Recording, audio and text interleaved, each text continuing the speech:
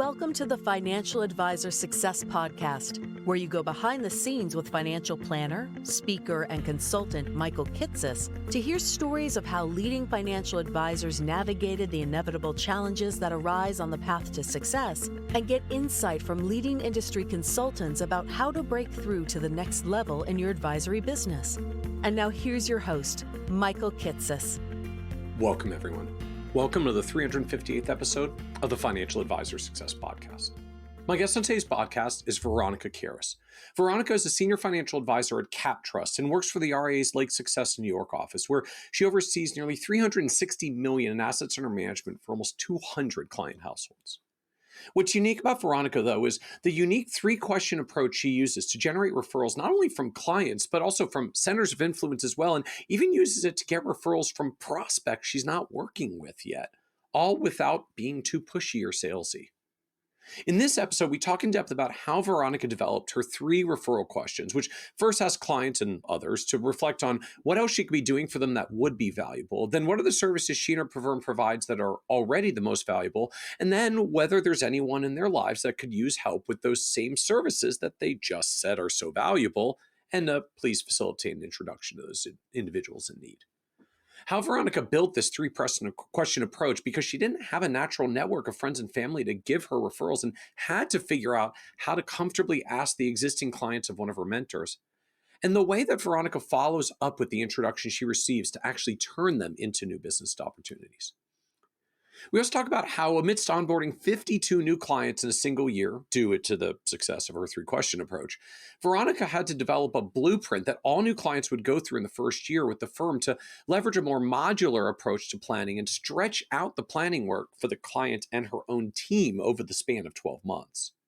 How Veronica's firm structures associate advisors to work with multiple senior advisors at once to not only offer high-touch service to their client households, but give those associate advisors intentional opportunities to learn what they can by being in meetings with multiple different advisors of the firm.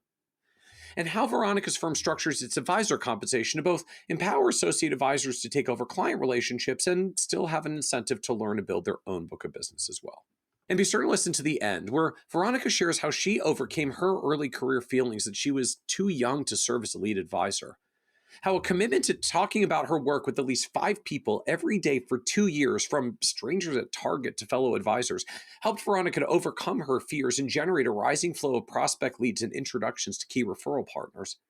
And how Veronica has maintained her focus on doing the right thing to navigate ethical dilemmas that have arisen over the course of her career, even when it meant leaving a job after less than a year to start over somewhere else. And so with that introduction, I hope you enjoyed this episode of the Financial Advisor Success Podcast with Veronica Karas. Welcome, Veronica Karas, to the Financial Advisor Success Podcast. Thank you so much, Michael. It's a pleasure to be here with you. Thank you for having me. Thank you for joining us. I'm excited for today's episode and to get to talk a bit about referrals. I look at the I look at the industry research. We now run some of the industry research around how advisors market and grow their business, and the number one overwhelming dominating channel that most advisors use for growth is client referrals. I think our last data had 93% of advisors grow with referrals. And I'm assuming most of the other 7% are simply because they're so new, they don't have enough clients yet to refer them, or they've been doing it so long that they just literally don't want any more clients and they're not. Everybody in between. Just, we serve our clients well in these deep relationship businesses. And it feels sort of inevitable that some number of them are going to refer some friends, family, colleagues, someone else, and we get to grow that way. Yeah. But the challenge I find is that most of us grow through referrals, and most of us do not get as much referral growth as we would like. Like, we get some, but not a ton. And it's really hard to figure out how to change that. Most advisors I know don't like asking for referrals. It can feel awkward or campy, or just too aggressive and salesy. But if you're just sort of heroically wonderful for your clients and never facilitate that conversation, that doesn't always really seem to go better either. And we kind of get stuck in limbo land where we're serving clients well. We have astronomically high retention rates. It seems like everybody should be really happy to refer.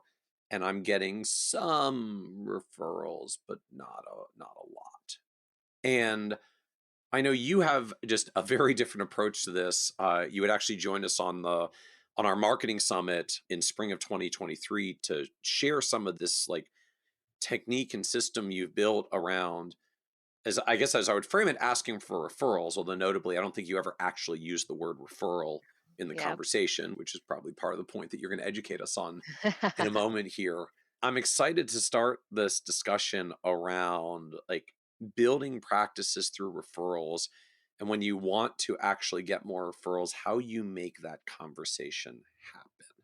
Yeah, so when it came to building my practice, I'm going to go a little bit back and we can go further back. But I came here with my family as a refugee immigrant in the early 90s. And you get into the business of financial advising at any point, and I had the pleasure of starting at an insurance company way back when. They always go, "What's your personal network like? Let's make a Yes, chart. friends and Let's make a little family, flow 100, chart." 100 names on the list. Yes, the names. And I'm like, everybody I know came here with $40 and two suitcases and doesn't have a dollar to and doesn't have much to their name beyond that.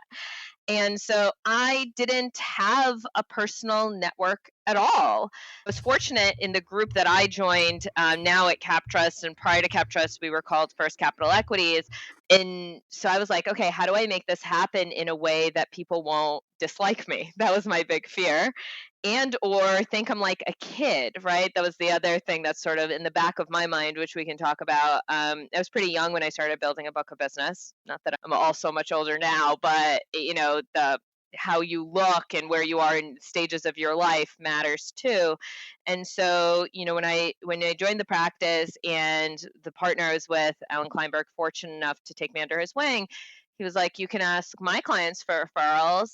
I wasn't good at it. Like, I would just be like something awkward, which I have heard other advisors do, like when they struggle to asking for referrals. It's like, "Hey, I think we do a pretty good job for you. Maybe there's someone that we, that you might send our way." Yeah. Or my first initial line was something like, "I know you've been working with Alan for a really long time, but I'm really trying to build my own client base. Like, is there anyone that might be a good fit?" Which is such a terrible way to ask for a referral. Right. Yeah. That's basically like, I mean, you're almost putting yourself in the position of, so I'm, you've been with Alan forever because he's a senior advisor and you're a senior client. I'm like a young new advisor. So like, do you know young new people who could work Yeah, with yeah. It me? was it was bad. And so um it was funny because I was listening to a podcast related to sales. I think it was a Tony Robbins podcast. And Tony Robbins had, early in his career, talked about selling audio cassettes door to door. And he used to ask people at the end of every time he had a conversation with them, and don't quote me on this. So, Tony, I'm sorry if I'm misquoting you if you ever hear this, but it was something along the lines of, "Is there anything that we're not like, you're not getting out of these audio cassettes that you were hoping to get out of it when I sold you these audio cassette tapes?" And people would be like, "Oh, I wish I didn't have to rewind them so much," or like whatever they would say. And then he would be like, "Is there anyone who's really struggling with records that needs audio cassettes?" Something along those lines in their lives. And I don't know why, but in that moment, it sparked something in me, because I was like, if I just asked every client, "Is there anything I'm not doing for you that I could be doing?" which is a play on that question, it's not offensive. Like, I actually liked that question, and I started to just ask that question. So it was like at the end of every meeting Alan and I would have together, I would just ask as like a temperature gauging question, like, "Is there anything we're not doing for you that we could be doing that would be helpful or valuable?" And all the feedback we got was overwhelmingly positive. It was like, "Oh my God, I'm so glad you asked. I wish, you guys do so much on my personal stuff, but I wish you helped me with my business cash flow a little bit," which, like, never in a million years would I have thought that's what that client would want. Or someone would say, like, "I think it's really time I introduce you to my kids because they could really use your help." Or like, it became like this great way to sort of start a whole different conversation. So wait, Mm. let me pause and just ask that, 'cause I'm trying to visualize the context. So you're sitting associate advisor style with Alan as the senior advisor at this point. Like, is it the two of you going out to these meetings to clients jointly, and this is Yes. your question at the end of the meeting? That's correct. It would be like an agenda item at the end of the meeting. We would just ask, is there anything we're not doing for you that we could be doing? And I And would is ask that that something question. literally like you would ask, Yeah. Alan would ask? Like I'm just trying to envision the So I would dynamic in ask the that question. meeting when you're jumping in with this question after Alan's been working with them for 3, 5, 10 plus So this years. is where I was really fortunate. Alan, in the beginning, and because he's also a big talker, lots of love to Alan, would do a lot of the talking. But as we built our relationship and, I built relationships with his clients, I used to run a good portion of the meetings. So this would happen, it would kind of naturally flow at the end of the meeting. Like, so I would take them through, let's say, their Monte Carlo at the very end of the meeting, and then I would wrap up with sort of conclusions. So we need to do XYZ on your accounts. We need you to send us your wills. We need your latest tax returns, whatever it is. And then I would say, are there any questions? And then I would ask the question. Okay. I'm also struck by this. I feel like there's a subset of us that maybe would have some fear in asking that question. Is there anything we're not doing for you that we could be doing that you would find valuable or helpful, that there's this fear of like, oh gosh, they're gonna unload that they don't like what we're doing. They're gonna unload that they don't like me. Yeah. Like they're gonna ask for things I can't do, and then I have to say no, I can't do that. And now it's like worse because we brought it up, and I literally had to tell them no. So I guess I'm both wondering: did you have that concern, and did that actually crop up as a problem, or do we just imagine this fear, and that's not how it goes?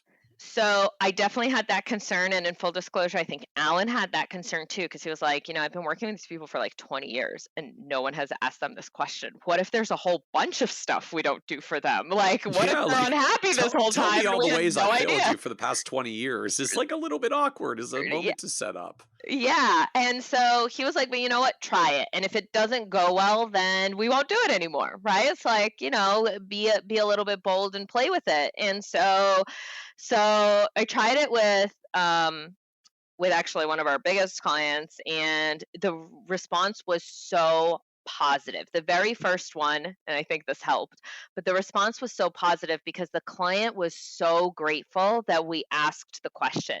There was nothing, by the way, that the client wanted us to do. It was like, no, you guys take care of everything. I trust you. I love you. It's so great. And I'm really glad that you're asking this question because it's like if there was something, I don't think at any point during this meeting would be like as you're going through my projections and my financial plan would be a good time for me to interject. So I appreciate you opening the door for this conversation. So that was sort of the very start. And then so I just started asking it. And there was, most of the time, let's say the worst response I've ever gotten to that question is just a cold, sort of like clients who are not as warm and fuzzy or talkative, maybe just being like, no, it's fine. Like everything is fine. I'm good. There's nothing else you could do for me. It's all good. And on the flip side, sometimes people gush over you over how great it is. So it was a totally unwarranted fear. Like we talked about it, we thought about it, we worried about it, and it came to be like totally something we never had to think about twice. So do you ever get just unreasonable, unrealistic requests that you then have to tell them? I'm sure that would be helpful, but no, I really can't do that for you. Or does that just not really crop up? People, if they ask, they still tend to ask for reasonable things or improvements. Yeah, so I think I've had a couple of people ask for things we don't do outright, like do not do. Like it would be helpful if you filed my taxes for me every year because my accountant sucks and he's not responsive. And we have to pivot that conversation to say like, let's just find you a new accountant. Like let's work together to find you a new account because we're So yeah, not I can still CPAs. help. I won't do the return, but like I can Yeah. still help. Yeah, that's exactly right. So most of, no one's asked me to like come mow their lawn on a Wednesday. So, and I would kind of find a way to joke around that if that ever came up, by the way.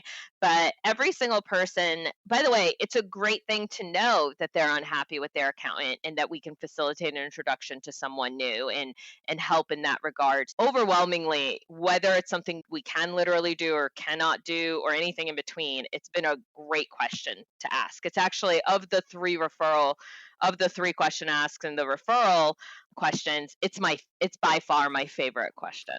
And I'm struck you mentioned that one of the responses you get was literally like, hey, you do such great work for me. Could you help so and so as well? That like some Yeah. people just literally started like their response of how you could be more helpful was to help a friend or family member with it. Yes. Now, the example you gave was help my kids, which I know for some of us that's not exactly an ideal referral. But like, am I reading that right? That like referrals basically started coming out of that question directly? Yes, that's exactly right. That's And exactly what happened. So before I even added those first two questions, we immediately saw an uptick in referrals. and and was that the goal? I mean, I know we've set this up, we've sort of set this conversation up around referrals, but was the idea I'm going to ask this question and people are going to respond with a referral? Or was No, I this had more of no like, I'm idea. just literally trying to serve my clients better? Like it wasn't a referral path originally. It was I just want to figure out how we serve our clients better and deepen the relationship. So, what I thought would happen initially was I would ask that question. So, I would ask, is there anything we're not doing for you? And people who loved us and thought we were doing a great job would just use that moment to gush over what a great job we do for them. And then that would lead to a warmer conversation for me directly asking for a referral. In other words, what I thought would happen would I would ask the question and someone would be like, "Oh my God, no, you helped me with my estate planning and my tax planning and my retirement projections. And you just do so much work for me. I'm grateful for all of it." And then And then I could in turn be like, "That's so great. Thank you so much. You're a great client of ours. And like, if there's someone you know in your life that we could help too, we would love an introduction." Like I was just going to pivot on that. That's right, what I right, just thought would right there. happen. Take them literally gushing over how much they love you. And then it's like, well, if you love us that much, is there anyone Yeah. you love who would love us too? Yeah, exactly. Basically like that. That's what I thought would happen. I Okay. did not anticipate people being like, "Oh my God, I was actually talking to my friend John on the golf course, and what would be really helpful is if you could have a conversation with him because he's stressed about his defined benefit plan or whatever." That happened all the time. Okay. And so where and how did you start inserting this question? Like, was it targeted? Here's the clients we want to get some referrals from. Was it everyone? Was it like, we're just going to go through the whole client base once and see what happens? Did it become a like, no, we're just asking this every meeting repetitively? Because who It knows what just they're going to say this became time? Like, a how were you inserting this question in? So, yes, we did it as part of the annual review process. So, not every meeting, not every conversation, Okay. not every time, but when we had a big full meeting, we would make sure we asked the question because I feel like at that point we felt we were going comprehensively through everything in their financial life. And so, if we did the comprehensive review of sort of here's your financial plan and everything we do, it's a good lead into like, hey, by the way, is there anything we're not doing? Is there anything we're not talking about? Anything like that. So you start using this question, it's going well. hmm So what happened next? Like, where did it go from there? So the challenge, so I wanted to, so referrals was my only for a period of time. Referrals from Alan's clients was my only chance at building a book of business for some time. And I wanted to increase the rate. So the same thing I said, where there were clients that were gushing over us, there were clients who were kind of just, they were dry about it, for lack of a better term. They would just be like, "No, I'm happy here. That's it." And then it's sort of like, okay, what do you do with that? Because you can't, it's not, it doesn't lead to such a warm, yeah, you're happy here. Do you know anybody else that would be happy here? It's not like a natural flow to the question. If someone's gushing over you, that's one thing. But we found like more or less, like probably about half the people we asked were like, "No, there's nothing that comes to mind," or "No, everything is great." Like, but a pretty mild, what I would call a mild answer, let's say, if they didn't have a Okay. specific thing. And so then I thought, okay, what is something I could add to it that for the people who are the non-gushers type of the world, let's say, that they would have to be very concrete about what we do for them that makes them happy, right? So sort of like you tell us, like you're saying you're happy here or everything is fine. Well, I want to know what you appreciate, right? I want to know what it is that makes it warm, makes you happy, makes you stay. Alan and my other partner here, David, and David's had clients for like 42 years. What makes a client stay for 42 years, but also not ever refer anybody, right? And so I was like really focused on the referral part. And so the second question, and it went through so many iterations, but I really wanted it to sound very similar to the first question is where I came to, because I wanted it to flow naturally. Became like, thank you so much. We hear that you're happy with us, like for someone that's a little bit drier. That's really, really great. What would you say are the top 2 or 3 things we do for you that are most helpful or valuable? It's just a So we're way. just like drilling down a little further. Yeah, Yeah. you're great. Okay, but like, how am I great?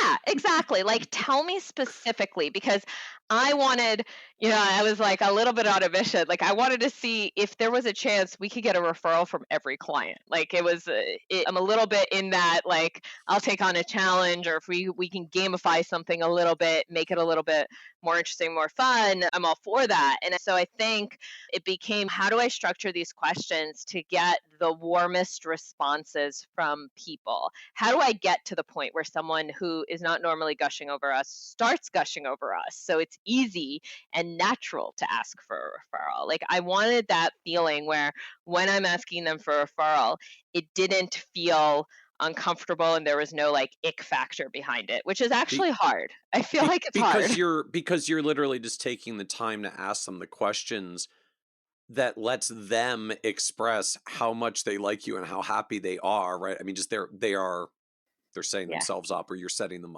up into the conversation. But right, like, let's talk for a while about how awesome our planning services are. Now, by the way, about referrals, since you just spent a few minutes talking about how much you like us and these things we do for you, right? Just you've put them into a certain kind of a very positive mental state where Yeah. they're literally reminiscing about all the things they like about the firm and what they do. Yeah, that's Can't really get a exactly right. warmer opportunity than that. Yeah, that's exactly right. I feel like in our industry, people talk about when a spouse dies, it's really hard the money doesn't really stay with the advisor, or when parents die, it doesn't transfer to the next generation, or all this stuff.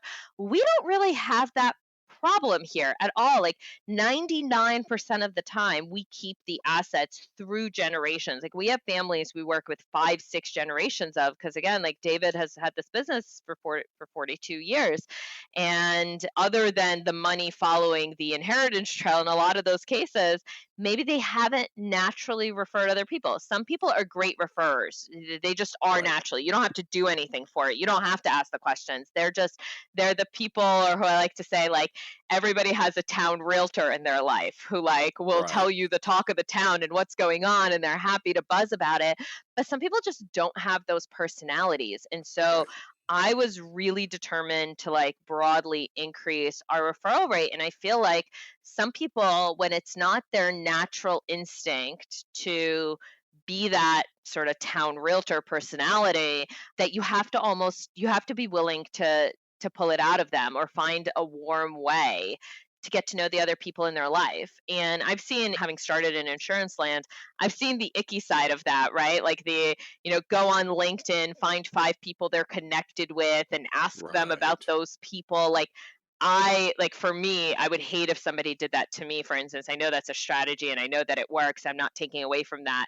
It's just not, it's not That's not part your of my style. personality to do that, to like do background research on who someone might know to figure out if there's a referral there, is Right. not like within the Veronica scape of comfort, let's say. And so I wanted them to tell me who in their lives could benefit from whatever they found most helpful and valuable. And then it was just a matter of, how do we practically connect with that person? That was it.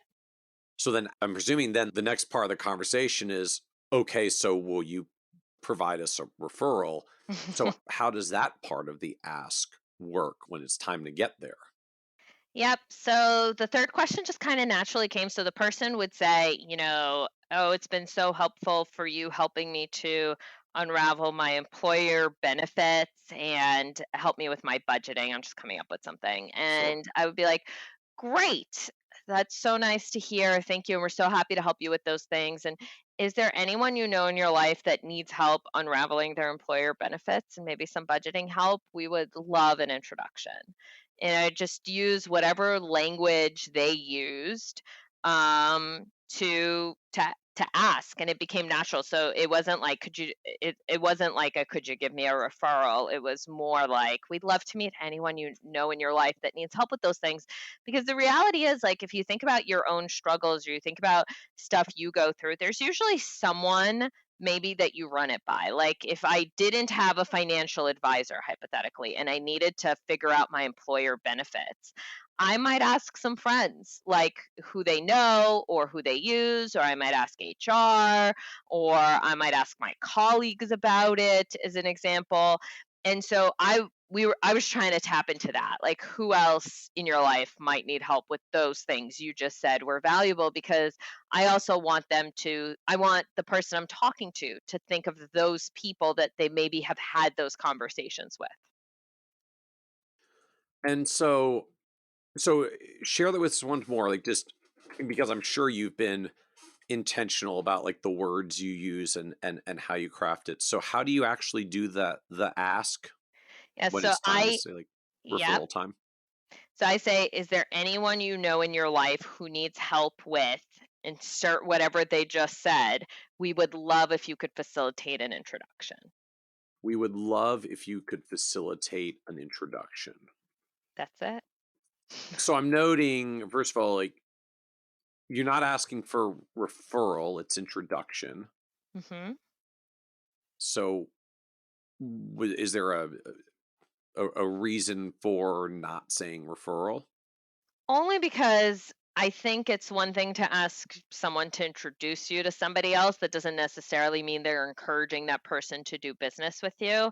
But Mm, referral has a connotation to me, and it may not to clients, by the way. This is where, like, sometimes we get in our own way or in our own head, but you have to find the thing that sounds most natural to you. And to me, the word referral has a business connotation to it. Like, they would only okay. be giving me that person's name or doing something to encourage that person to It's do like business a with me. referral means you're going to get the person to do business with me. An introduction is just an That's introduction. Yeah, exactly. And Lower like stakes. when you have good relationships with clients, I would hope they would introduce you for a variety of reasons to, like, almost anyone in their network potentially, right? And so to me, it just seems like a little bit of a warmer way to say it. And that's really a personal pick. I'm sure, there are definitely clients where I was like, if I said that, I would love if there was anyone in your life who needed help with those things, if you could refer them to me or something along those lines. I'm sure it would also go fine. It's just the word introduction seems warmer, and it also gives them an action step. So I'm also noticing you don't necessarily put them on the spot because you wrap this with we would love if you could if you could facilitate introduction, right? As opposed to saying like, is there anyone in your life who needs help with estate planning and budgeting for their farm? And then you just stop talking and let it be silent and wait for them to like name some name. Like, come on, give me names. Yeah. Uh it just I'm struck you're not leaving it to them that pointedly. You're kind of wrapping with we would love if you could if you could facilitate an introduction. So they can move on here if they don't want to like hand over names and start this process. You just set them up to spend some time reminiscing on how great the service and value is. So, like, why would you not be helping your friend who needs help with the thing that you just said we're really good at solving for you? Yeah, that's exactly right. And I guess that's more of a me thing too. I know there is this push in the industry of like get names from people, or walk away from a meeting with two or three names, otherwise you're not getting it. It's just not very me. Like, to be very transparent, like, it just doesn't, like, I would hate to be put on the spot like that by somebody else. And I consider myself, like, when I'm happy with somebody's service, like, I refer everyone in my life to them if I'm happy with them. And so thinking about how I would want someone to approach me if like somebody was sitting there, and you could take some basic situation like in a doctor's office. Let's say a doctor was building their practice and they're like, "Can you give me 2 or 3 names of potential like patients, future patients of mine?" That's such an awkward position to be in if you're the person on the receiving end. So I want it to be warm. I want to wrap up every meeting with the client feeling walking away feeling like, okay, they I get tremendous value out of working with these people or with Veronica, and on top of that, they want to help people in my life. That's the impression I want to leave, not the impression of like, wow, Veronica does such a great job for me and she's building her business and now it's my problem to help her, if Right. that makes sense. So when you set this up with, they're saying the top two or three things that you do for them that they find valuable, and then you turn it right around. Like, okay, you said you love estate planning and how we helped you plan through cash flow for your family farm, uh, because like that was the big planning thing for them. So Hmm. when you now set this up, like, is there anyone you know in your life who needs help with like thing you just said? I again, maybe this is over analyzing because these are the fearful things we tell ourselves. I feel like I have this fear that they're going to say things that weren't actually the primary thing I'm trying to grow my business on. And like, if I ask them for referrals around that, like that, those weren't necessarily quite the referrals I was looking to get, right? Like I wasn't, you know, Yeah. I helped you with an estate planning thing for your family farm, but I wasn't really trying to make a family farm niche. But if I ask you like who you know in your life that needs help with family farm estate planning, like next thing you know, I'm going to have a bunch of family farm estate planning clients. Is that a problem? Like, am That's I so funny. making this up to be a bigger issue than it is? Because we're not asking them for a referral of what we say we do. We're asking them for a referral of what they say they value. So I appreciate that they value it, but that doesn't necessarily mean that's the thing I wanted to do for everyone. Yeah, so my answer to that hasn't actually come up for me. That's so interesting that you mentioned that. But what I would say is I just wouldn't ask for the referral. Like the Okay. conversation works if you stop at question two. If they're like, "Oh my God, you really helped me with the cash flow planning for my farm. That was like tremendous." And you could just be like, "Wow, that's great. Thank you so much. Like it was great working with you on that." And you don't have to then ask Okay. for additional Fair enough. farm referrals. You know what I mean? Like that's a choice. And so like I guess I would say the thing that has come up is people will say things that I've helped their kids with, like clients where we work with children will say things we help their kids with. And so like, wow, you really helped my kid, with his medical school debt. I'm certainly not making a niche out of people with debt. So I'm not going to then say like, is there anyone you know in your life with a lot of debt that needs my help? Like that's not a question. Like I wouldn't lead into it that way. I would only take it and run with it if it's a referral that if I want that business. Okay. Fair enough. So nominally we're going into this with the goal and hope that we're going to be able to find referral opportunities from every client. But if the path of the conversation is that they're talking about helpful, valuable things that are just not the direction I necessarily wanted to build referrals on, then we just won't follow up with the referral conversation. At worst, the ask. At worst, we just spend some time reminiscing about how great our relationship is. Like this isn't going to be bad because we didn't get to the referral question. We did just spend a bunch of time having the client remind themselves about how much they like us. Like that's also just good for retention in Yeah, general.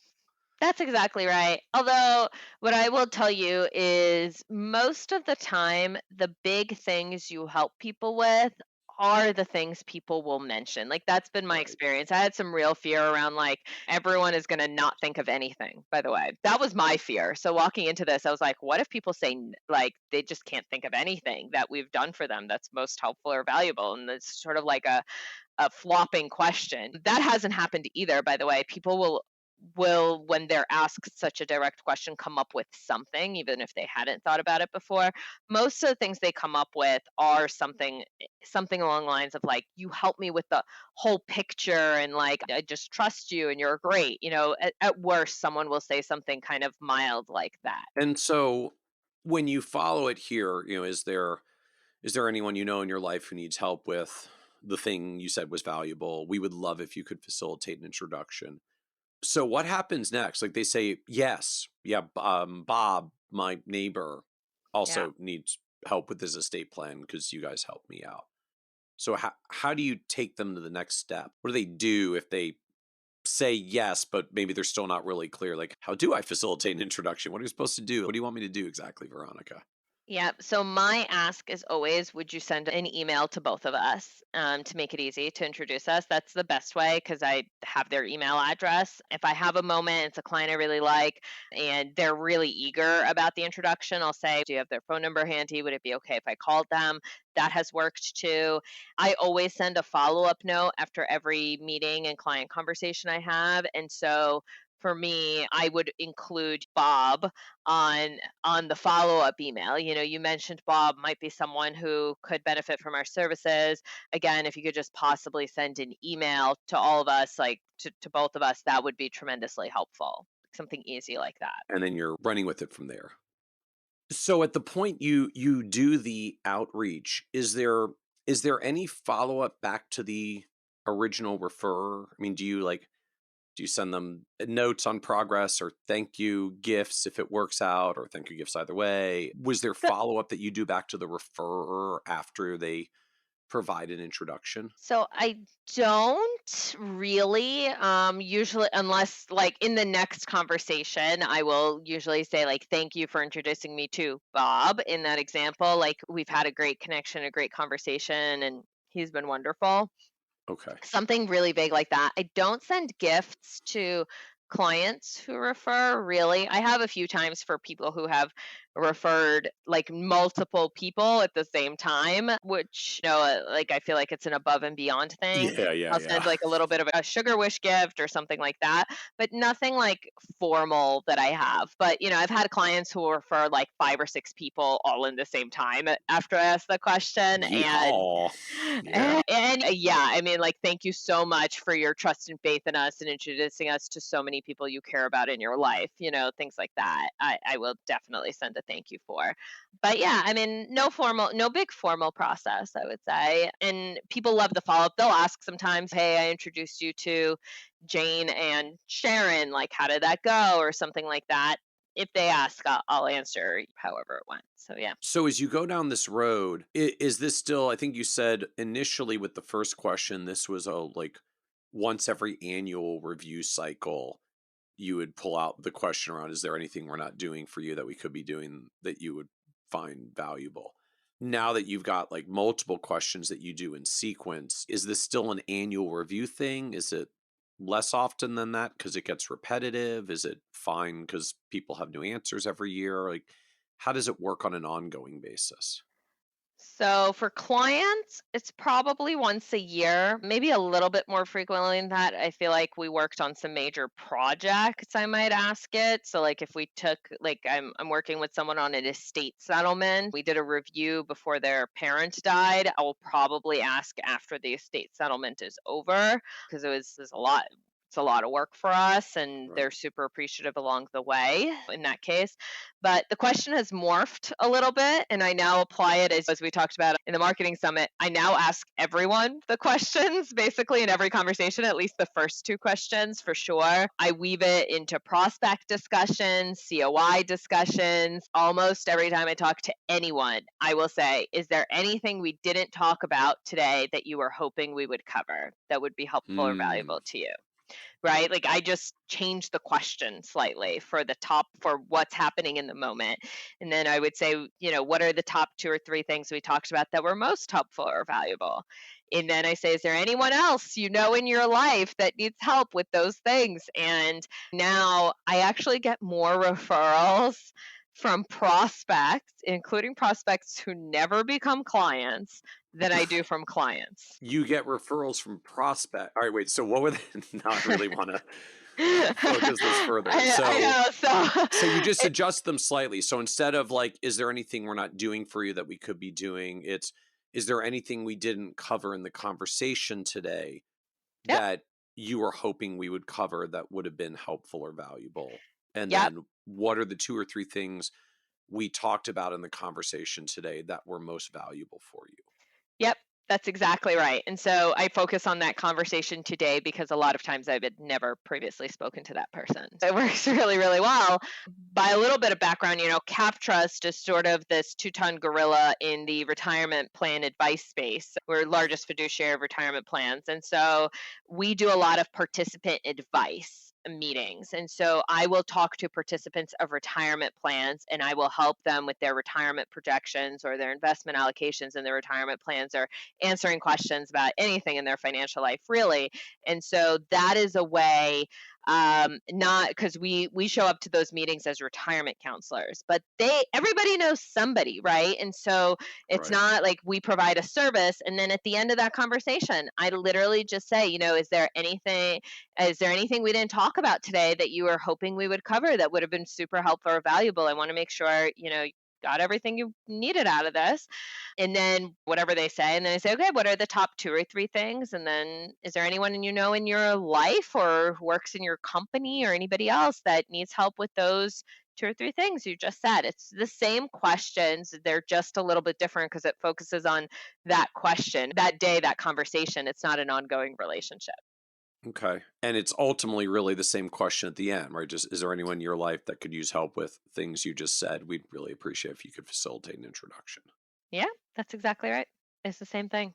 But the interesting thing about the prospect part that I found is sometimes people are so grateful, but they're not in a position to hire you for a variety of reasons. They Right. don't want to hire you, they don't have the assets to hire you. We Right. talk to people across the spectrum, but that doesn't mean they don't know someone. And a lot of times when they feel like you've provided them a lot of value, hopefully they do feel that way. If they feel that way, they're inclined to feel like they want to do something nice for you or nice something back, or so it's an easy ask.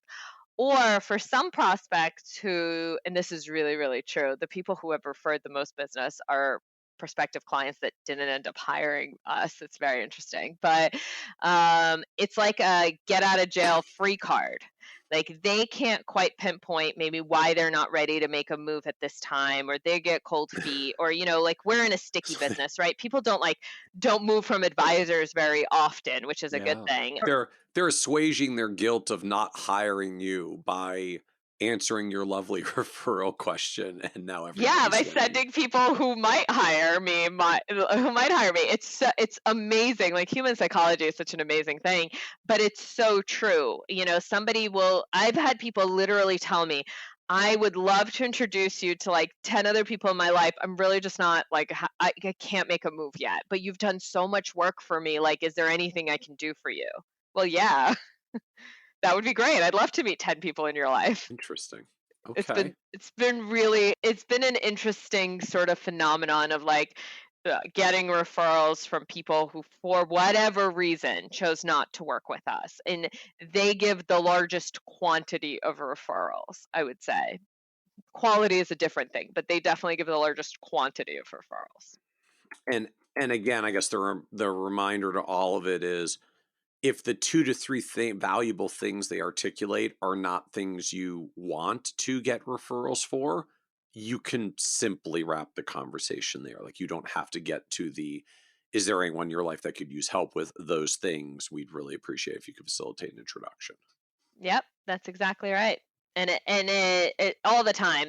People come from all walks of life when they talk to us, and sometimes people also don't necessarily know, like they might refer you to someone, and this happened somewhat recently where they think that person is extremely wealthy and definitely needs a financial advisor, but it turns out they're not wealthy at all and they need budgeting Uh-huh. help, right? Like that happens too sometimes. And so sometimes you talk to people who are not good fits, but you want to, I always say I help everyone. I treat every single person I meet as if they're already a client, regardless of how, if I'm giving, in the terms of if I'm giving them advice of any kind, I treat, prospective clients as if they're already clients. And so, or anybody that I'm really speaking to. And so, if there's someone that I'm helping with like a debt management plan, and that's certainly not a niche I'm going to, cultivate as an example, I would just, I would just thank them for expressing their gratitude in the things I help them with. And that's it. So now help us understand what your advisory practice looks like overall. I mean, you said you you sit within CAPTRUST, which is a very large national firm. There's lots of stuff. Yeah. But for your practice or client base, however you frame it, like what does your advisory practice look like at this point? Yep. So I'm part of the Lake Success Office, which is on Long Island in New York. We're 7 senior advisors, 5 junior advisors, or what we call, financial advisor relationship managers. The acronym for that is FARM, by the way, if you're keeping track. We need a better one, but that's what it is in the moment. And then we have about 7 or 7 people that are operations, service, and admin folks altogether, and 1 person that sits on on our investment team, but it works out of our office. And so, I am one of the 7 advisors. I have about 204 client households that are mine, that I've brought in and worked on since I started building business just about 5 years ago, really. And the thing that I think makes us a little bit different than maybe other practices or other offices is all of our sort of junior advisor team works with all of the senior advisors. We're not directly paired off. And so of the 204 clients, like all 5 of the junior advisors work on some subsect of all of them. Okay. And the client always meets with the same 2 people, but I don't only work with one other person, in other words. So, so what does this add up to in terms of, I don't know, like assets or revenue, however you Yeah. measure? So it's as of yesterday, it's about 360 million in assets under management, Okay. and about just over 3 million in revenue. Okay. And so that's a lot of clients, just sheer number of people to be meeting with. So what is service model and engagement look like in the firm for a client base like this? Yeah, so I'm on the higher end. I'm actually working on sort of one of the challenges I'm working on in an ongoing project is sort of with the junior advisors that have worked with my clients for a long time. I'm actually transitioning clients to them. Our goal is actually to cap each of our senior advisors at around 150 clients. My business has just grown really, really fast. I guess that's an ode to the referral strategy we're talking about, but it is that. And so I'm working on sort of shifting that. In terms of service, I or the junior advisor that works on the client we call each client at least once every 6 weeks, just for a 10-minute check-in conversation to say, hey, how you doing? For newer clients, and we're going to talk about this on the planning summit. We have a 12-month sort of blueprint and calendar of what we take our clients through. And then really we do, for the first 2 to 3 years, we do quarterly reviews. After the 3rd year, most people want us to shift to semi-annual reviews. They don't want to hear from us that often, but we push all of our clients to meet with us at least twice a year.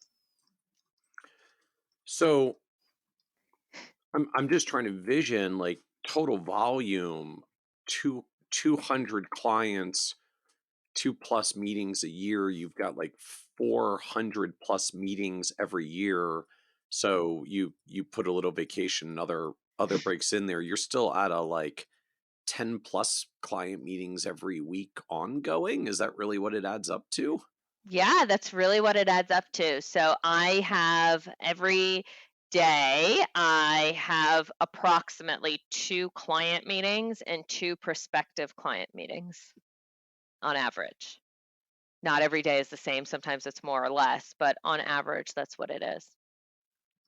So help me understand like what How? you do versus what the associate advisor does just to manage that sheer amount of meetings and needing to be like mentally present for all the different things you have to be mentally present for when there's that many clients and that many prospects on a continuous basis.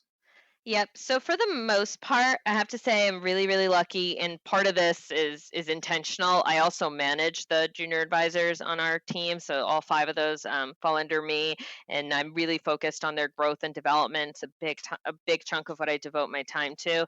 So I'm really fortunate in that for the most part, everything that gets done for a client, whatever we decide, because we do all of the meetings together, our junior advisors and planner team actually does. I kind of am the face that shows up to the meetings and talks to people, and I get to deliver it and answer questions and solve problems. And a lot of the times, like, we're getting to a point with some of our advisors that have been here longer, they're really stepping up and owning the relationship. So while both of us would be on the call, they would actually be delivering the majority of the information and the service in the call, and I just like chime in here and there. And my big thing is just show up prepared, having reviewed everything that was put together. So I'm not, I know exactly what's going on with the client at any given point, but most of the actual like planning, analysis, day-to-day work, anything we have to actually do for our clients is done by our planning team. I'm mostly like, I head up the relationship, I take ownership of any problems. So I'm a big, take the blame, give the credit person.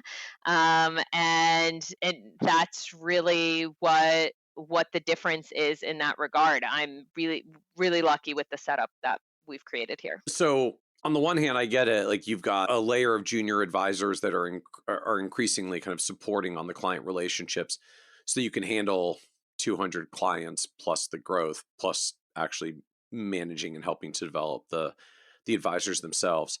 I guess I am curious though, why the like the not the pooled approach and not a particular advisor or two that just works with you directly on all of your clients? Why the mix and match rotating approach? So that's a little bit due to how our practice is set up. So I mentioned David Schwartz, who started the company 42 years ago, and he has someone who supported his business for a long time. He's not, for example, in a growth phase of his business, but working with him and his clients, even though that that's sort of a sunsetting, for lack of a better term, situation, allows you to learn how to keep, as a servicing advisor, how you keep clients for 42 years and how you cultivate those relationships to make sure when somebody passes, the assets stay in the firm and all of that. David's brilliant, and has done such a great job building those relationships. At the same time, if you're just a junior advisor who's working with that book of business, you miss out on working on business development, which is a really, really important skill as well from our perspective. And so, because our business is interestingly sort of half and half, where half of the advisors are sort of sunsetting and half of the advisors are in growth phases of their business, we found for the growth and development, it's better for everybody to work with everybody, at least to some extent. It's not quite exactly like they spend exactly 20% of their time, Right, for right, instance, right. with each person. Somebody has a primary person they lean on and stuff like that. But it allows for better growth and development of the junior advisors. If you think about somebody who would have been working on a sunsetting book of business for a long stretch, for a long number of years, and then they would have to pivot to business development, having never seen somebody else do business development, it's a harder pivot. So we found actually just spreading it out works better for the growth and development, if that makes sense.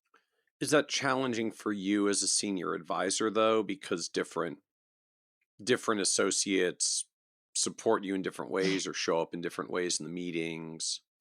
Yes, I have to. I keep a list on my desk of all my clients and who works with them, because I wish I remembered all 200, but my Well, yeah, memory it's is so many not. people, you can't even It's remember just not. who's got what and which. It's just not who. But I actually do know for the majority of my clients who they work with, it kind of like starts to stick after a while as long as the person doesn't change, right? I kind of start to associate families with a specific junior advisor, sort of in that regard. Right. In terms of my mind, it is challenging. Look, it's one of the complaints I get from the senior advisor because it's something I sort of implement to the other senior advisors. It's something I sort of implemented in our office for the reason that I kind of just mentioned is it's hard to Yeah. pivot sometimes if you haven't had business development experience. And on the flip side, if you only work with someone like me, for instance, there's a downside to that too. So, like, because I'm a growing advisor whose business really just started 5 years ago, I haven't maintained relationships for 42 years. And Right. that's a huge servicing aspect that you need to learn, like how to keep those clients. So there's definitely advantages and disadvantages to both. It's definitely easier to have just one person, but also, to be honest, I wouldn't want just one additional junior person to work with me because then they would be slammed with 200 clients, and that's doesn't help anyone either, I think. And Mhm. so part of it is also one of the things I'm very conscious of is definitely making sure each junior advisor is limited to 150 client households that they work on. So I wouldn't be able to have just one person anyway at this point, but in either case, I think it's to their advantage to work with the other advisors, and we all have different niches, different subsects. And when you're in the sort of para planner junior advisor phase, I think the more you can learn, the more you can pick up, the more you can kind of refine what you're interested in and what you're good at and have exposure and experience, sort of the faster you can run when it comes to maybe wanting to develop your own business. And that has actually panned out, I have to say. So, before I took on managing our junior planner, junior advisor team, we probably had 1 out of 5 that were interested in building business and really pivoting towards that. Now we have 4 out of 5 of our junior advisors all pivoting towards business development, and that's not a factor of any miraculous thing I'm doing. I think that they just have exposure to people who are doing it, which makes it seem like a much easier hurdle to climb on their own. And so, how are these positions, if I can ask, structured from a compensation perspective? Are these folks all salaried when you've got this mixture where associate advisors support lots of different senior advisors? Like, how do you set up compensation so that this feels good for everyone? Yeah, so it's salary plus whenever they start bringing in their own business, it's a percentage of the revenue they bring in. It's not a percentage of revenue of any of the senior advisors at all. Because David's revenue, for Right. instance, looks dramatically different than mine. And we certainly Right. don't want to create a situation where someone is being compensated just because they happen to work with clients who are older and therefore have accumulated more wealth, for instance. So, yeah, salaried plus percentage of revenue when they bring in their own business, because that's Right. something we definitely want to encourage. But the big advantage of being in sales, if I may be so bold to use that word, is that you have unlimited earning potential. And we always want to create that even from the early days for advisors. Like, you can come here day one if you want to start building business day one, you have unlimited earning potential. So, as you do this work with clients, you said that you've got a 12-month blueprint of what you take clients through. I think all of us collectively these days are trying to figure out what these client service calendars, ongoing service models should look like. So I'm curious to hear more about what yours looks like and how you've evolved it, since I feel like we're all collectively trying to figure out how do you blueprint out what we do for clients on an ongoing basis. All right. So basically, I'll give you I'll paint the picture a little bit. So in 2021, I had a kind of a crazy business year, and I brought in 52 clients that year, which is not the norm. I just want to be clear. I am not bringing in 52 client households as an individual advisor, like in most years.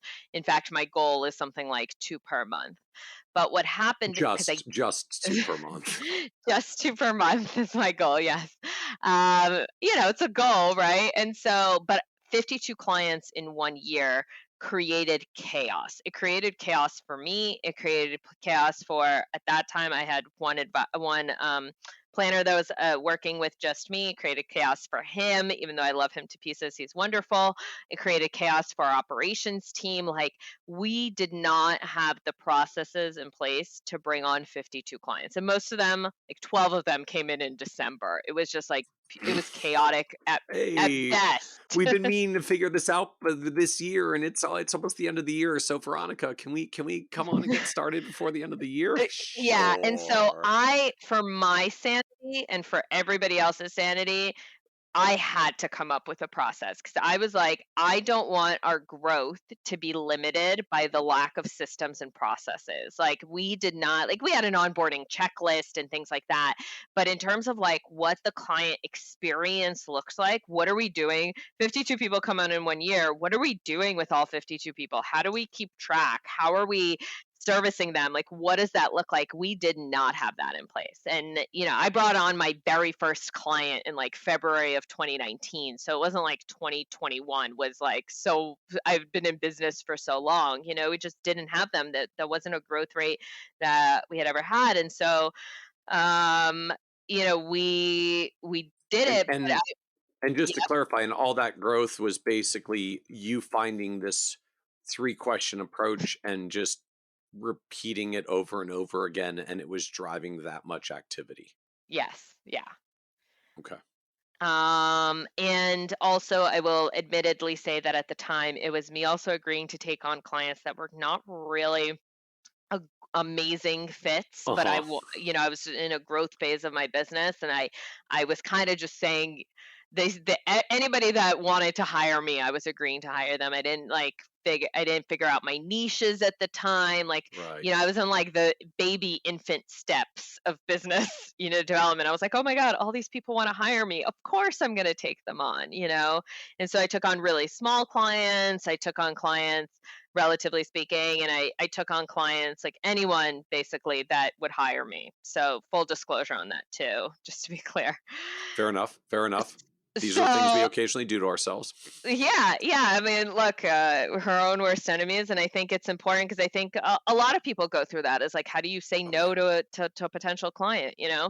Hmm. And I did. I struggled with that, so I didn't say no in that year, and everybody came on board, and I was like, I was kind of having a party, but also not, for lack of a better term, and driving my team crazy. So the blueprint, and I was like, okay, we can't do our prior process had really been do everything out of the gate for our clients. So as soon as they Right. come on board, do their estate planning, do their taxes, handle their insurance, get IRRs, get on the phone with their accountant and their T&E attorney. Let's talk about charitable stuff. Like, do everything all up front. And so like the first 2 months of a client relationship, we would just be like full on deep diving into like everything going on with them, super intense, like and then it would be like kind of smooth sailing after that, right? And so we had this whole like just make it through the first 2 months of every one of these Right. chaotic 52 clients, right? Which doesn't work when you bring on 12 in 1 month, just Right. to be clear. And we don't have in our office a service model where we do different things for different level of clients. We provide full holistic financial planning and do the same thing for every client, regardless of how much they have in assets, whether it's, Right. 500,000 or 50 million, we do the same thing. And Okay. so I was going crazy that year. So I was like, who says we have to do all of this work up front? Let's come up with what are we actually doing for all our clients? What are all of the components of the financial plan? Let's build it out and let's make it that each one of those categories spans 1 to 2 months. Why does it have to be all up front? And then we built that same process out in Microsoft Planner, which I would say I'm a little bit of a power user of Microsoft Planner in terms of tech tools because it worked great as a checklist, right? We create like a board for every single person. If you've ever used Trello, Microsoft Planner is somewhat similar. Basically, we created a planner for everybody and we would just use it as a check through each month. And then it also helped us manage client expectations. They weren't expecting that we would do all of their financial planning up front. We spread it all out. It was very clear and really neat as a tool and as a calendar, and it brought sanity to the business. So can you help us understand more? Just how does this work? What things are on the list? How did you spread them out? Is this literally multiple meetings? Do you now have like, I mean, you said each category is every 1 to 2 months. Like, do you have 6 meetings with the client the first year now because you're spreading all of this out? Like, how did this Yeah. work? Yeah, and the interesting thing is we found we were doing that anyway. Like the first year, and I think other advisors will agree, the first year of a client coming on board as a client tends to be the most time intensive year where you're trying to do everything. And like I said, we call all of our clients, once every 6 weeks anyway, which if you do the math, six-ish weeks, let's say, if you do the math, that comes to about 6 to 8 times a year that we call them. So it's not radically different from that anyway.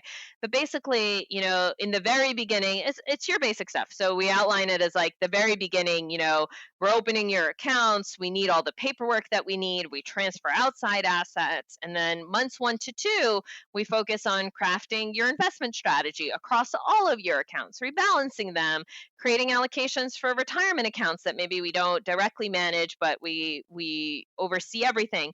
And then we spend time making sure we have all of your financial planning documents, insurance policies, tax returns. We do a technology orientation in the first months or two. So that's all like months 1 and 2. And we do get to know their CPA and attorney up front. And then months 3 to 4, now that we've had the introduction to the attorney, we'll do everything related to estate planning. So we'll review their existing documents if they have them. If they don't have them, we work with a T&E attorney to implement any estate planning that needs to get done.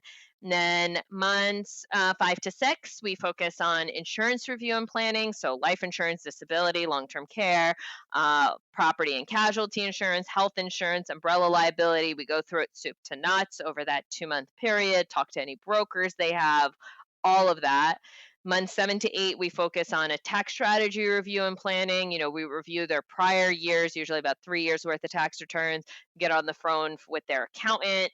And by the way, timing of this matters. Like any of these can be arranged in any order. Like if I was bringing on a client today, we would do tax planning first rather than estate planning. I was going to ask, like, is this modular and flexible about the sequence? If only because the client comes on board and says, like, hey, my hot button is insurance. I know my PNC stuff's all messed up, and my kid just turned 16, started to drive, and I'm freaked out about it. So like you can pull that forward if you need to. Yes, that's exactly right. So that's exactly right. We shuffle them around, and that's where Microsoft Planner also helps because each of these sort of modular things is a bucket in Microsoft Planner, and you just rearrange the buckets in whatever order it is for the client. So I don't have to remember actually what they said was most important for them. We just kind of like run through it that way.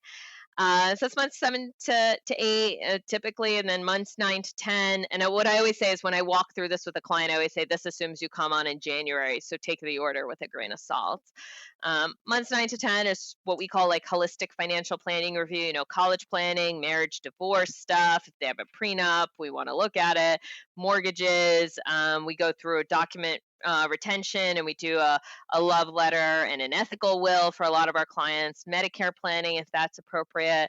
And then months 11 to 12, charitable giving planning, revisiting, all of the assets, income, expenses, and goals, and, sort of putting a nice bow on anything that hasn't been touched, like optimizing social security benefits and things like that. And we have our first annual review. And the other full disclosure thing is now that we've broken it out, and we're not trying to do all the things at the same time. A lot of times these things take longer than a month or two. Sometimes estate planning discussions can go, 4, 5, 6 months. So sometimes this isn't a 1-year plan, it's an 18-month plan, for example. And clients and prospective clients all love it because it's just having a plan in place that matters for them. It's not like we're going to do everything. We're going to take each step at a time and make sure we dot our I's and cross our T's, and we're really, really like strategic about it. And so do you show that to clients, or it's just what you're literally tracking to take them through up front? Is this part of the initial prospecting or initial client process? Like, we're going to be doing this over 12 months. Here's all the things. Yep. So we show it to clients. We show the clients first year to clients become a great marketing tool, which again was not what it was set out to do, but it has become that. We show it to almost every prospective client. We walk them through. It just demonstrates that we have a process, a very clear one to make sure we address, every area of your financial life. So I guess out of curiosity, is there a version of is there like a template of this that you can share just for people who are listening and want to visualize it? I'm assuming if you show it to prospects, there's like a generic sample client version. Yes. Yeah, absolutely.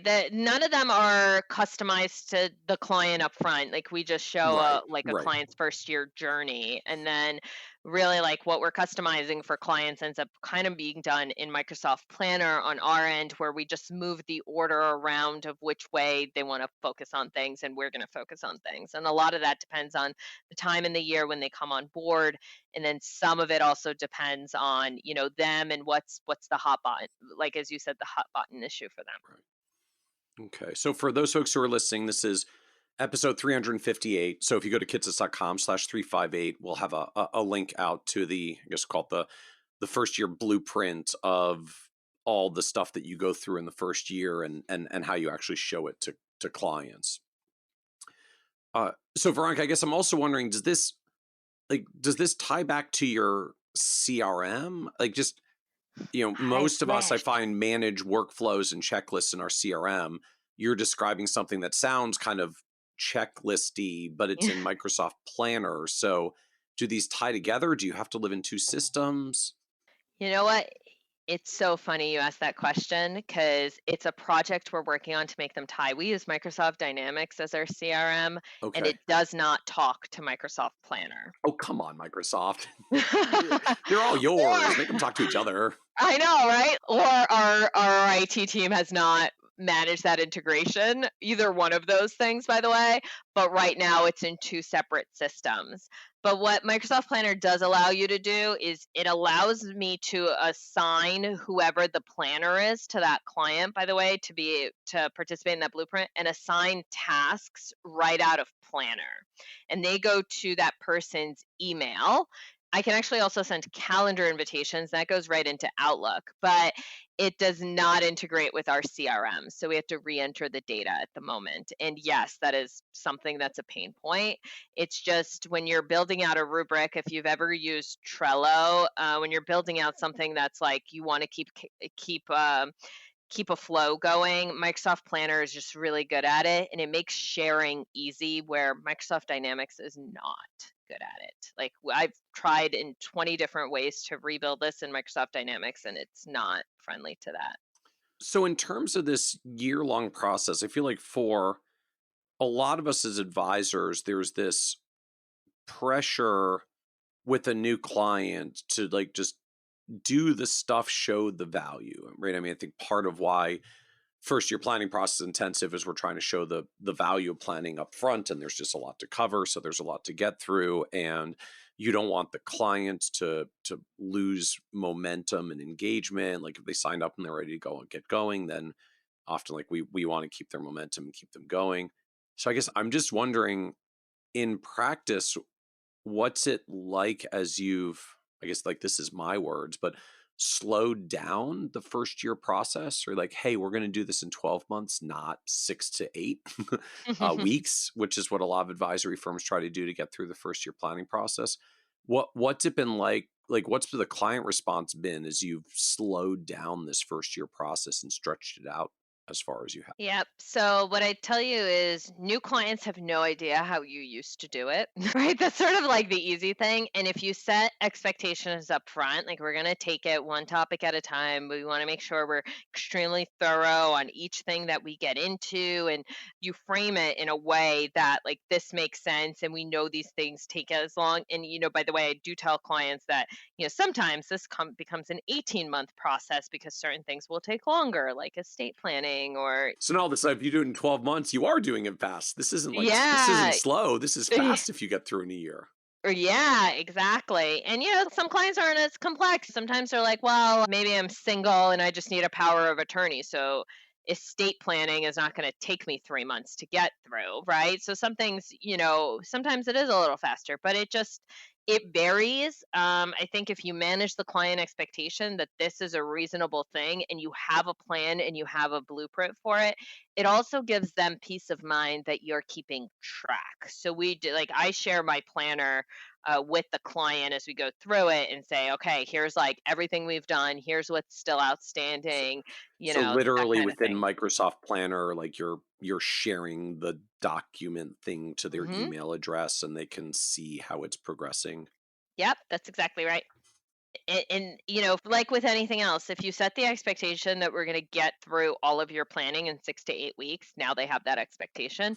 Right. If you set the expectation that it's 12 to 18 months and 12 months is actually pretty good, then that's their expectation. And clients who have urgency to get through stuff faster, to get through particular things faster, you just rearrange the modules accordingly Yeah, as that's needed. right. And look, if we come into somebody, like, we've all had that person. Flexibility is key in this business too. Somebody's like, I know I'm just talking to you, but actually I've put in for my retirement and my last day here is in a week. Hmm. Well, there is urgency created by them Right. having done that. And yeah, like now I have to like go figure out everything to do with their retirement much faster than I wish I did, but it's fine. Like we work with that. If at some point you manage to bring on 52 clients and do everything for them in 6 to 8 weeks, now trying to do half that number of Yeah. clients in most of the time you have that 12-month runway, it gets much easier. So, as you reflect back on this journey, what surprised you the most about building your advisory business and your book of clients? So I struggled a lot, Michael. I have to be honest, in the beginning, because when I started building business, I was 28 years old. And if you've ever done estate planning for clients, attorneys sometimes will draft language that's like, full distribution to a kid at age 35. And we used to sit and I used to be in meetings with Alan, and he used to tell clients, 35 is way too young for your kid to be inheriting so much money and managing it. But here I am trying to be Oh, 28 years old, trying to build a book of business. So I had a lot of sort of what I'll call garbage in my head around being too young to be successful. And I stumbled a lot. I fumbled a lot. I had great examples and great mentors, and running around with Alan for 3.5 years and watching him build business was certainly really, really helpful and an amazing, mentorship experience. And at the same time, I had a lot of garbage in my head around people will never hire me and things like that. I've had lots of setbacks, the same way I had, really good business years. Like I had really bad business years. And, I think what's been most surprising to me, and I guess this is more most surprising to me about myself, is my sort of relentlessness, for lack of a better term. Like I knew when I set out to start building a book of business, and I had been a paraplanner for so long. At the time, being in this industry for 15 years, I supported other advisors for 10 of them, and I knew that I had the technical skills. I've been listening to Kitz's for as many years, and I knew I had the technical skills and I knew all that, but I had so much nonsense about being so young. But I, at the same time, like, not succeeding was not an option for me. Like, my first 2 years in business, I had this goal that every single day of the calendar year, so 365 days both years, I would find 5 people a day and tell them what I did and why they would hire me or why they should work with me. And sometimes it was, I gave like pro bono library talks. I did a lot of CFP board pro bono work and talked about me as just a way to like just talk and get that experience.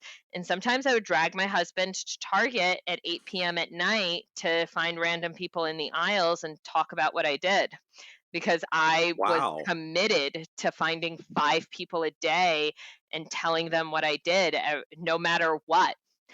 And I did it for 2 years. And by the way, in 22, because if you're keeping track, 2020 was the second year of that. And it got a hell of a harder to find 5 people a day when the world shut down. Uh huh. But I did, in 2020, I guested on like 72 different podcasts, totally like random things too. Like I went on and talked about the CARES Act and other things. And, I gave lots of pro bono, like virtual classes for different nonprofits on financial planning.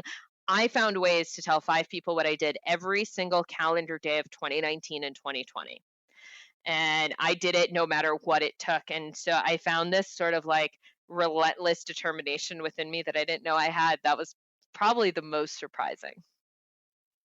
And this goal of tell 5 people a day what you did for the better part of 2 years, just where did that come from? Made up entirely. Which is like, this is a line you drew for yourself and then wouldn't let yourself not follow through and cross the line.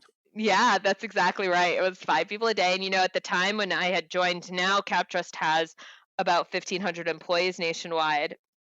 At the time, we only had about 400, I think.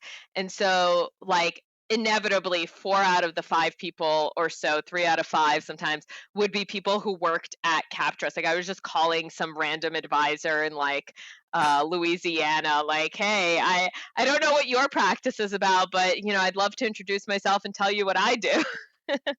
And And what was the goal for yourself to literally practice the speech, the pitch, or no, something else? just to talk to people, get to know people. Like I said, CAPTRUST has a big institutional practice. So I wanted to get to know institutional advisors. I know they did something different than we do on the wealth side. I wanted to see if there was some way to build relationships that could be equally beneficial. If they knew somebody that needed some advice. Back to my earlier point of everybody knows somebody. It was literally just to get connected. Like the funny thing is like I met somebody in Target, which is why I use it as an example, at 8 p.m. at night one time, who introduced me to a local accountant. Like it was their niece or nephew who's a local CPA that I didn't know. Then that became one of the 5 that I spoke to, another day. And that accountant has become a tremendous referral partner. And it wasn't the person at Target, but it was that conversation that led to it. And so back to my earlier point, like I didn't have a personal network. I didn't know where to start with building business. So I was just on a mission to meet people and talk to people. And so I was going to ask, like, what changed for you as you went through those 2 years? Like, what was different for you at the end after doing it than where you were at the beginning? First of all, I had some clients. That was different. So, I managed to get some clients, some relationships. I built some pretty good relationships with some centers of influence during that 2-year period that I was introduced to. There was just a lot in that regard that was tremendously beneficial. And then related to that, I think what also changed was my mindset and understanding about why I was doing it. In the first year or so, the very beginning, I was like, I'm just gonna just go out there and tell 5 people a day what I do. What's the worst that can happen? And then as I was closing up on the 5 years, I became more strategic about asking for people I want to meet. So like if people didn't, it were like, great story, but there's nothing we could do together, I would actually ask them, Target or anywhere else, by the way, is there someone in your life? Like, do you love your CPA? Do you have a trusted estates attorney you'd love? Do you have their phone number? I'd love to just get in touch with them. And so it became like over time, I became more and more specific about asking for what I was looking for. So what was the low point for you on this career journey? You're 15 plus years in now. Low point. So in 2015, when the Obama administration was looking to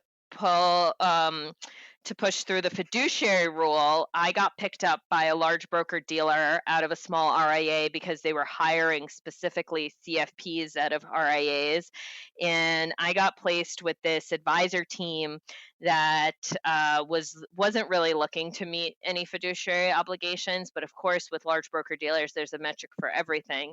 So they came out with this KYC metric, know your client metric, that you had to have a certain amount of information about every one of your clients in the system, and then if you met it by a certain date, if that advisor met it by a certain date, um, that advisor would get a bonus. And so my entire job on that team became not focusing on delivering financial planning to those clients, but helping this guy get a bonus by whatever means necessary. And I got into this business really early on because somebody took, sort of financial advantage of my grandfather. And I really believe morals and ethics are always like top of everything that I do.